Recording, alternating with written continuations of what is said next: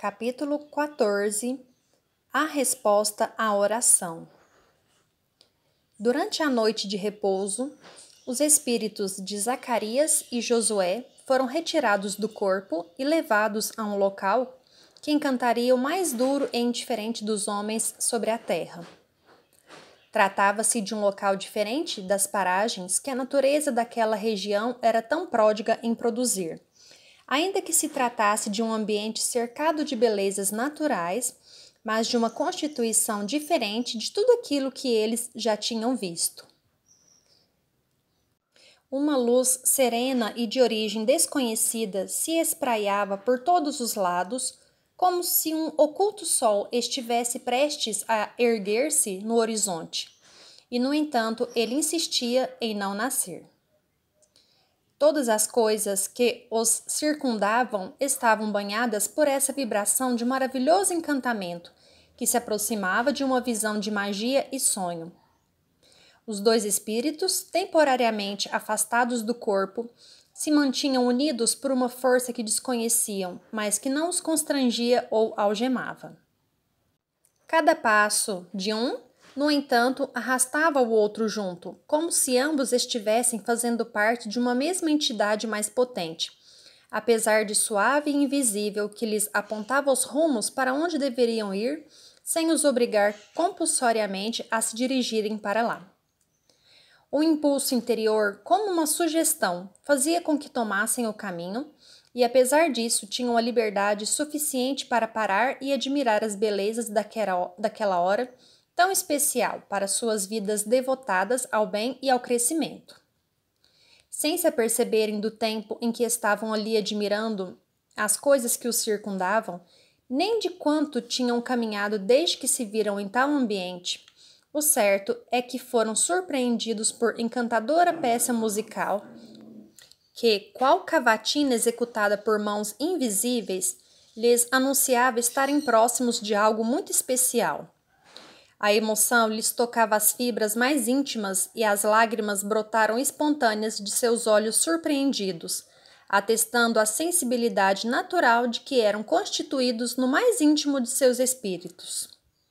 Eram sons dos quais não se via a origem, mas que certamente estavam sendo executados por mestres angelicais. Tão belas eram as suas combinações e os seus acordes, a ponto de trazerem aos ouvidos uma canção não articulada, através da qual se enaltecia a grandeza do Criador do Universo em hosanas de gratidão e alegrias.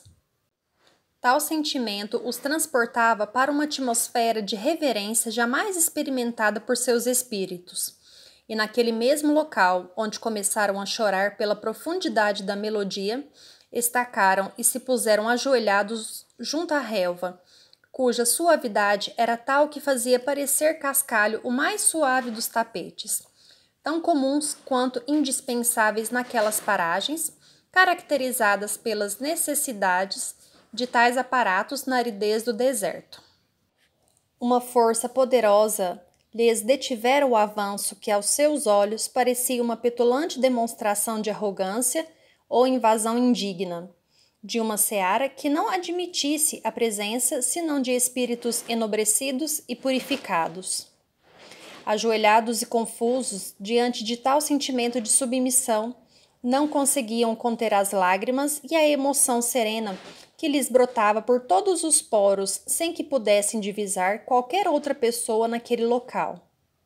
"Será que estamos no paraíso, Zacarias?" perguntou quase amedrontado o companheiro mais jovem. "Não sei, Josué. Nunca pensei que pudesse existir algo como isto. E, se aqui é o paraíso, posso lhe dizer com sinceridade que eu não mereço entrar nele", respondeu o amigo humilde e consciente de seus erros. No entanto, algo se movimentava à frente dos dois, que agora, mais afeiçoados ao ambiente, tiveram a atenção solicitada pelos detalhes que eram melhor captados nas observações de seus espíritos, enquanto que a música continuava a lhes embalar os melhores sentimentos. Poder-se-ia dizer que a melodia naqueles planos surgia como um manancial de purificação do espírito, favorecendo a alma se despisse de todos os mais torpes eflúvios, que o mergulho na matéria naturalmente lhe infundisse. O espírito, levado a planos espirituais superiores por determinações mais elevadas e em vista de necessidades específicas, necessita ambientar-se em locais adequados que lhe favoreça a finalidade de esclarecimento, ao mesmo tempo em que não lhe fira a sensibilidade espiritual, muitas vezes incapaz de suportar as belezas sublimes para as quais não está preparado. Deste modo, Josué e Zacarias se deixavam enlevar pelas harmoniosas vibrações da música, que lhes ia esculpindo no mais recôndito da alma a elevação necessária para que pudessem se despir dos liames densos e materiais, que muitas vezes prendem os espíritos diante dos problemas da vida, de suas lutas e desafios, que empedram as sensações mais puras e superiores. Acostumado às contendas devastadoras e às competições animalescas em uma vida de jogos e astúcias, o homem se vai amortecendo e se permitindo tornar a insensibilidade, na qual, julgando erroneamente, vê garantida a frieza necessária para se manter na luta com o sangue frio de que precisa para se tornar um vencedor. Por esse motivo, encontramos em Jesus a indagação direta e verdadeira que nos faz meditar. Pois o que aproveitará o homem se ganhar o mundo inteiro e perder a sua alma? Mateus, capítulo 16, versículo 26. Assim, quando se faz necessário permitir ao homem o reencontro com sua realidade nobre e divina, não é a recursos da razão que o universo recorre para levá-lo a tal estágio. A razão, muitas vezes, é como a teia da aranha, revela o aracnídeo e também serve para ocultá-lo. O raciocínio é um maravilhoso mecanismo de compreensão por meio do qual o homem se ergue da condição animalesca e irresponsável para os pródomos da humanidade e responsabilidade. No entanto, muitas vezes é nele que os homens se ocultam para negar, duvidar de suas próprias percepções e não acreditar no que lhe esteja sendo revelado à razão. Por isso, como o homem muitas vezes utiliza o raciocínio para tornar-se cético por comodismo ou por conveniência, a sabedoria do universo se vale dos recursos que podem penetrar o mais íntimo de seus sentimentos e reconduzi-lo à noção real, a de um frágil espírito em evolução. Não é com base em discursos e peças literárias dirigidos ao raciocínio que tais processos se fundamentam, pois abririam uma fronteira de discussão e análise que mais perturbaria do que auxiliaria o ser humano. A suavidade da melodia, como o bisturi amoroso com cinzel suave, é capaz de abrandar o peso do martelo que vai se impondo à dureza dos raciocínios. E sem se sentir violentado por um argumento mais forte do que seu orgulho seria capaz de aceitar, por uma razão superior à sua, que o homem quase sempre julga não existir, a emoção é despertada pelas áreas angelicais, desbastando a insensatez do estilo de vida que os homens elegeram para si e tocando a profundeza de seu interior, onde reside a convicção da superioridade de Deus. Tais recursos têm sido descobertos e aproveitados pelos núcleos religiosos, que cada vez mais recorrem à harmonia das melodias suaves e elevadas para envolverem os corações angustiados de seus seguidores e lhes propiciar algum momento de reflexão e esvaziamento das tensões, a que estão expostos durante as horas do dia, como um suave refrigério para suas ânsias e decepções. Nessas horas, a ação dos espíritos amigos é capaz de se fazer sentir mais intensamente, dando-lhes coragem, afastando espíritos necessitados que também se permitem emocionar com o teor das melodias, como que hipnotizados por lembranças positivas de passados mais felizes, quando não odiavam nem queriam vingar-se de seus desafetos. A ação melodiosa dos temas encantadores não se limita a fazer vibrar os tímpanos e os ossos do conduto auditivo, nem param nas células cerebrais às quais se destinam em primeiro lugar. Como que num passe mágico despertam emoções arquivadas no mais secreto escaninho das almas e por um milagre sem palavras, muitas vezes abrem o dique de lágrimas renitentemente defendido por um ser humano orgulhoso de seu autodomínio, que acaba por se entregar à emoção silenciosa e abre os vertedouros por onde fluirá o fel acumulado nas decepções da vida. Isso propiciará uma limpeza profunda e uma higienização da alma que o mais inspirado dos discursos muitas vezes não poderá conseguir realizar, se limitar apenas às frases de efeito e ao palavrório destinado ao raciocínio. Por esse motivo, os espíritos de Zacarias e Josué estavam encantados com as visões de beleza daquelas paragens, mas só chegaram às lágrimas quando os acordes maviosos lhes chegaram pelos ouvidos à acústica do coração. Isso era necessário ao processo de preparação para o encontro que teriam com o divino amigo, que lhes captara a oração sincera e lhes falaria orientando a caminhada, já que os dois estavam em uma tarefa mais delicada do que a de muitos outros de seus enviados. Nazaré receberia Pilatos naqueles dias e estava alvoroçada. Ao mesmo tempo, Nazaré era a cidade onde estava a família de Jesus e seus parentes mais próximos, a maioria dos quais não lhe votava nenhum crédito e mesmo partilhava da prevenção de muitos que acreditavam que ele tinha perdido a sua alma. Suas almas se encheram de júbilo quando perceberam que o movimento que começaram a divisar adiante era produzido pela aproximação mansa e amiga de uma figura muito querida, com os contornos conhecidos daquele que chamavam de mestre, que lhes vinha em socorro de suas súplicas. Conheciam aqueles modos e se deixaram vencer pela alegria e emoção quando puderam constatar-lhe a atmosfera radiante, que, irisada de luzes e tonalidades opalinas desconhecidas de seus olhos, ainda mais atestavam a sua alta condição de embaixador celeste, no meio dos homens ignorantes. Um misto de felicidade e de temor lhes impregnava a alma como seria natural no íntimo de qualquer pessoa que se visse defrontada pelo maravilhoso, mas tivesse consciência de suas próprias misérias, desejando desfrutar da inolvidável oportunidade, temendo, entretanto, não lhe ser dignada tal alegria pela exiguidade de seus méritos tão escassos.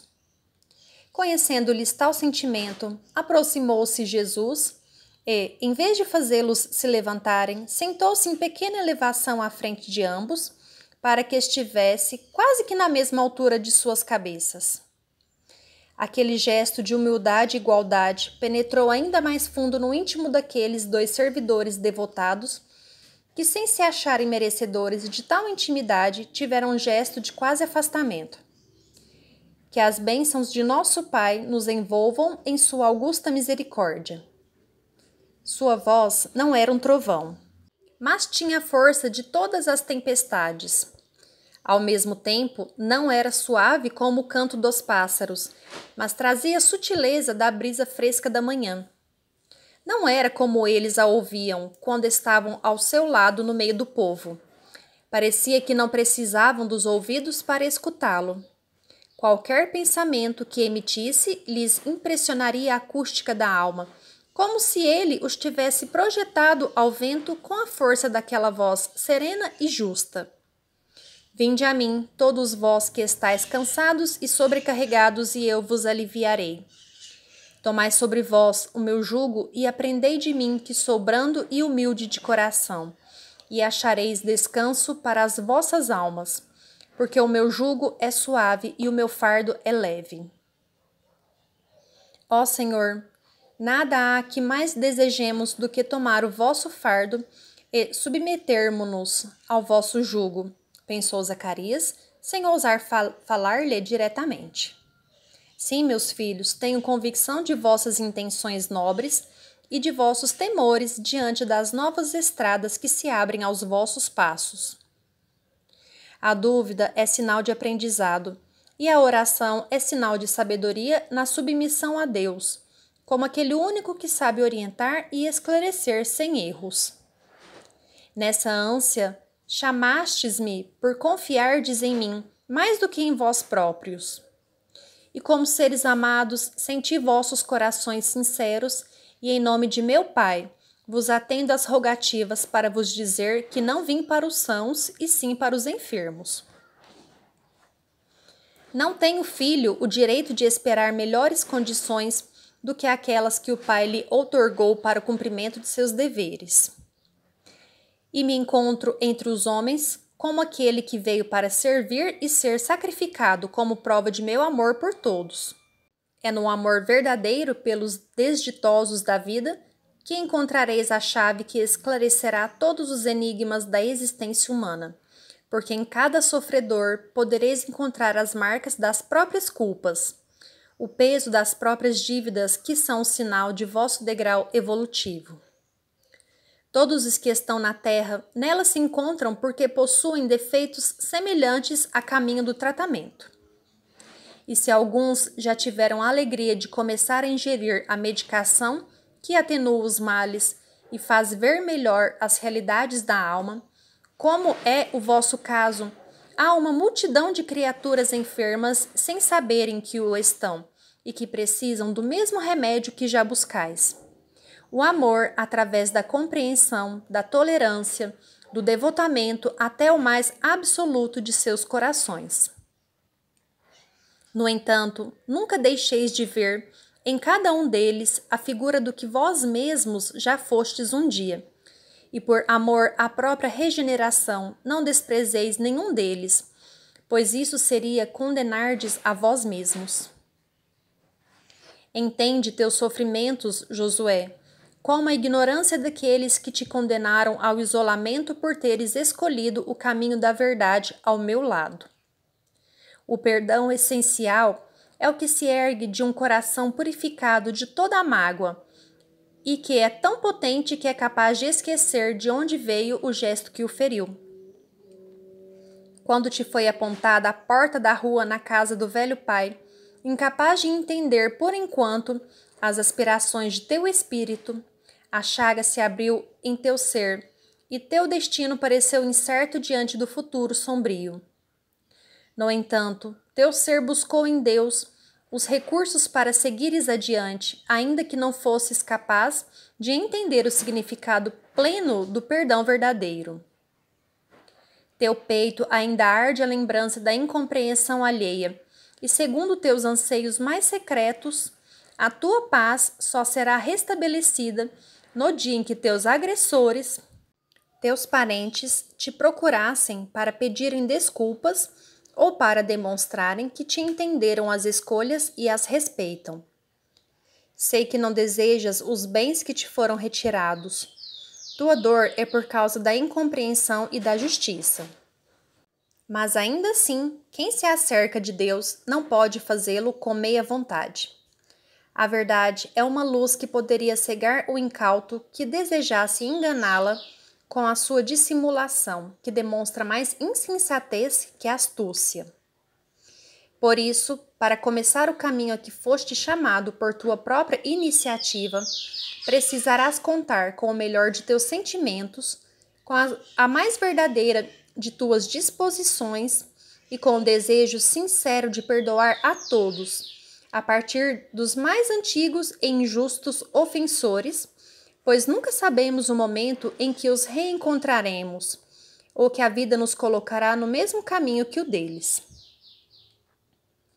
Quanto a ti, Zacarias, teus segredos revelados com sinceridade e autenticidade diante de ti mesmo foram os benéficos medicamentos que te atenuaram as dores íntimas.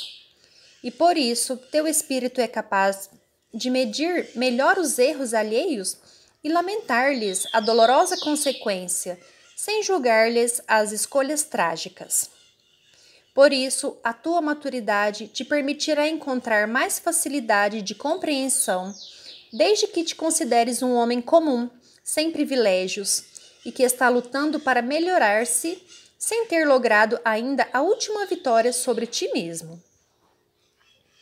Esperam-te batalhas amargosas nas quais teus sentimentos renovados poderão ser avaliados por ti próprio como verdadeiros ou apenas como impulsos de um momento de euforia e encanto. Não permitas que teus erros de ontem, que contaminaram teus sentimentos por tanto tempo, possam agir como animais sem controle e estragar teus acertos de agora. Diante de meus olhos tenho-vos ambos em plena confiança pela pureza de alma que posso identificar em vossos íntimos. Os erros que cometestes são os mesmos que todos os outros cometem. Não vos envio como juízes dos homens, mas como seus irmãos, que lhes oferecerão o mesmo medicamento que vos tratou das enfermidades morais e poderá ser útil a outros enfermos. Não vos imagineis médicos, no entanto. Em cada pobre do caminho, pobre que poderá estar vestindo um andrajo ou uma túnica dourada, vislumbreis Absalão, o coitado visitado pela desdita e entregue ao desalento. Desejavas obter o perdão daquele velho, não é, Zacarias? Busca tal perdão nos Absalões que te esperarão pelas esquinas, pelas curvas do caminho. Serão muitos a te estenderem as mãos, acreditando silenciosamente em teu arrependimento. Que este sentimento não te afaste do dever de fazer o que é certo. Arrepender-se sem trabalhar para consertar o erro é embriagar-se com o vinho para esquecer as dores que, depois de cessada a ebriedade, lá estarão do mesmo tamanho, agravadas pelas consequências do excesso da bebida. Que tu e Josué possais trabalhar no sentido de erguer os caídos, a quem, em primeiro lugar, se dirigem minhas mensagens. Os poderosos virão a seu tempo e pagarão o preço de sua arrogância. No entanto, os caídos a quem me refiro não são apenas os da miséria material.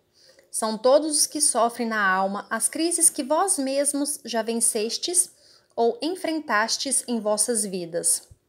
São os traídos no afeto e os que traem os corações. São os que julgam sem razão e os que, julgados, se revoltam com as sentenças iníquas. São os que sofrem as atrocidades morais dos que mandam e os que as perpetram, que nunca deverão ser desprezados por serem considerados indignos da vossa afetividade. Lembrai-vos de odiar o crime, mas de amar o criminoso. Ide agora na direção que o amor de Deus, nosso Pai, vos aponta para o começo. Nada temais, pois eu estarei sempre ligado ao vosso destino, a sustentar-vos com minha própria vida. Sem saber por quais mistérios insondáveis, a cena foi se apagando, como se um irresistível torpor lhes fosse furtando a ventura daquele momento nas asas do sono que chega na hora mais bela da experiência de suas vidas. Ao fundo, a melodia continuava a ecoar em seus espíritos, mas os olhos pesados se entregavam a um entorpecimento, como se fossem ambos convidados a adormecer sobre as pernas daquele ser tão amado que os acolhia em seu regaço, como pai generoso aos filhos abatidos e amedrontados, depois de lhes ter restituído a confiança e a força em si mesmos. Ambos voltaram ao corpo físico e nele foram recolocados suavemente, envolvidos por entidades mensageiras que lhes fizeram operações magnéticas para que seus cérebros humanos pudessem guardar algumas das coisas mais importantes daquele momento transcendente. A emoção lhes marcava o despertar, quase que simultâneo. Suas almas estavam envolvidas pelas vibrações daquele encontro inesperado, e sem saberem explicar quais foram os mecanismos, Josué e Zacarias olharam-se surpresos e radiantes, como se ambos não precisassem dizer um ao outro o que lhes havia passado. Naturalmente não guardavam com muita nitidez todos os detalhes. Ambos se recordavam, no entanto, das referências de Jesus aos seus casos específicos e da noção segura de que o mestre desejava vê-los junto aos que sofressem antes de tudo. Mas, ao mesmo tempo, não sabiam se guardavam aquilo como uma realidade ou uma ilusão que seus espíritos produziram pela ânsia de encontrar uma solução aos seus anseios. Mas não pode ter sido criação minha, pois Jesus falou de problemas que só eu mesmo sei que existem dentro do meu coração, Zacarias, afirmou Josué, tentando concatenar o raciocínio de maneira firme. Eu nunca falei de minhas mágoas mais secretas a ninguém, sequer a você mesmo, pois achava que elas deveriam permanecer dentro de mim para que eu as resolvesse. No entanto, é verdade que elas me corroíam e que eu sonhava em me ver vitorioso diante de meus parentes. Como lhes dizer que eu tinha razão e que eles estavam errados? Além disso, Jesus falou coisas que você disse na nossa jornada até aqui e que somente eu escutei, mais ninguém. Como é que ele poderia inventar tais coisas se não fosse ele mesmo, o mestre que nós conhecemos e que tudo sabe desde os nossos mais ocultos pensamentos? Sim, meu amigo, eu estou me convencendo de que as suas orações são dessas que abrem as portas do próprio paraíso e lhe agradeço por ter me permitido orar com você nesta noite. Jesus nos ouviu e nos atendeu. Que nós possamos ouvi-lo agora e atendê-lo no que estiver em nossas responsabilidades, que, como pude perceber, passam primeiro pela nossa purificação interior para depois chegar aos que nos cercam. Josué, com um aceno de cabeça, concordou com o amigo e se dispuseram a dormir mais um pouco, pois o céu ainda estava carregado pelas sombras da noite, que teimavam em dar o ambiente necessário a que as estrelas brilhassem, como a dizer aos homens que, apesar da escuridão que as envolve, graças a tal penumbra é que elas podem fazer surgir o próprio brilho. Assim somos todos nós, criaturas com brilhos diversos, mas que só somos revelados quando a escuridão dos desafios nos envolve com seu manto de incertezas e dores. Reclinaram as cabeças no modesto colchão de folhas secas e agradeceram em silêncio a ventura de suas vidas na tarefa bendita de se acenderem para serem pequeninos pontos luminosos no caminho dos que se confundiam com a própria escuridão. Quando o dia chegasse, ambos já saberiam por onde começar e efetivamente começariam sem nenhum receio de fracassar.